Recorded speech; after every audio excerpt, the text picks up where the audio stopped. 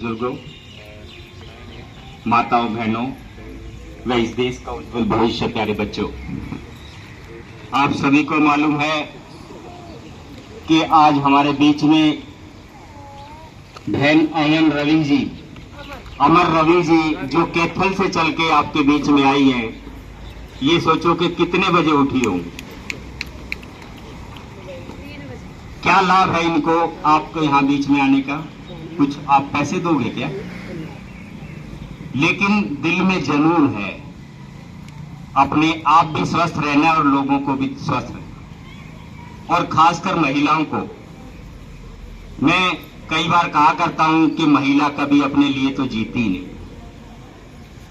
कल भी जो आपने व्रत रखा वो भी किसी और के लिए, आपने अपने माथे पर बिंदी लगाई वो भी किसी और के लिए, आपने गले में मंगलसूत्र रखा वो भी किसी और के लिए। कभी अपने लिए भी जियो। और ये आपने जो समय निकाला ना, ये आपके लिए बहुत बड़ी बात है। मैं आपका हृदय की गहराइयों से प्रणाम करता हूं, नमस्कार करता हूं, क्योंकि आपने अपने स्वास्थ्य की ओर ध्यान दिया है। अगर निरोगी सुख होगा ना, निरोगी काया होगी तो आप आगे बढ़ोगे जिंदगी में। अगर दुख हो गया तो फिर कोई पूछने वाला नहीं।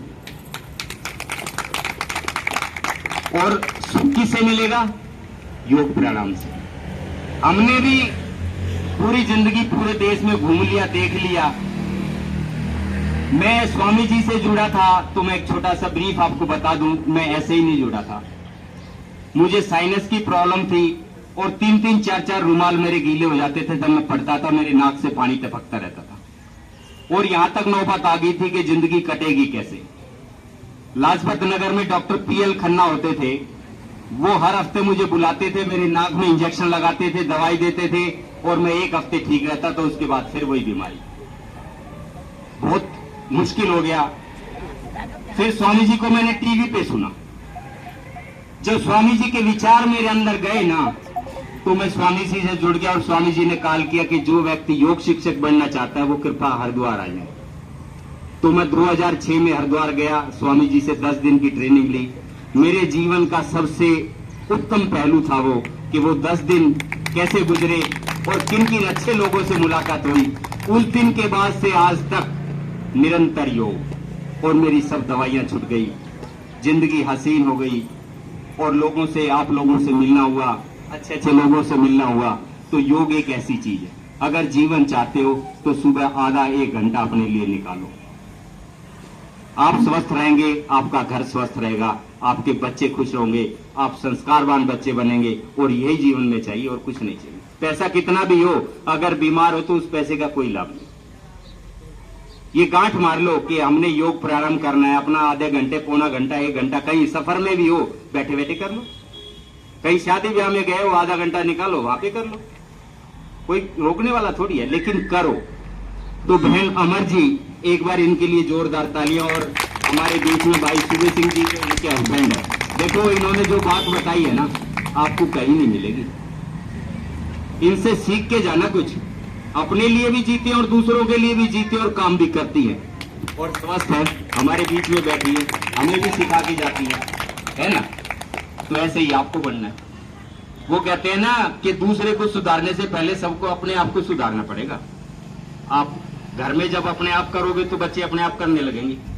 जिंदगी में बच्चों को कुछ मत दो, संस्कार दे दो, वो जीवन में ऊपर उठ जाएंगे, लेकिन देने पड़ेंगे। ये chow mein, pizza, burger, cold drinks, ये देखिए, मैं कई बार माताओं बहनों से कहता हूं और अनुरोध करता हूं कि आप ये चीजें बंद कर दो घर के अंदर। ये समझिए आप अपने बच्चों को जहर खिला रहे हो, जहर। मानेंगे जी? देखो, कहना मैं मानता हूं, मैं आपकी बात बिल्कुल मानता हूं, लेकिन थोड़ा थोड़ा प्रयास तो करना पड़ेगा। फेल हमारा जी, हम फेल हैं। देखिए, बड़े बुजुर्ग जो है ना, ये बहुत बड़ी विडम्बना है आज की।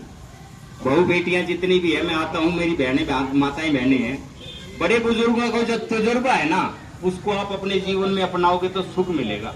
उन्होंने बड़े तजुर्बे देखे जिंदगी में, और वो इसीलिए कहते हैं भाई ये काम मत करो, ये करो, तो उससे सीखो। लेकिन सीखते नहीं, उल्टा सोचते हैं कि नहीं ये तो हमें बीच में यूं करता है, यूं करता है। नहीं, उनका आदर सम्मान करो। और एक चीज और कहता हूं आपको, मेरी छोटी सी विनती है, मैं हर जगह कहता हूं, आप अपने माँ बाप, सास ससुर के साथ कम से कम आधा घंटा जरूर बैठो, उनके दुख सुख की बात करो। वो अपने जीवन का तजुर्बा बताएंगे, एक्सपीरियंस बताएंगे, आपको आशीर्वाद देंगे। आपको कहीं मंदिर गुरुद्वारे की जाने की जरूरत नहीं है। मैं ये हकीकत बता रहा हूं, प्रत्यक्ष बता रहा हूं। लेकिन करो, करना पड़ेगा। तो आगे बढ़ते हुए हमारे बीच में फोन नंबर बता दे। Phone number fan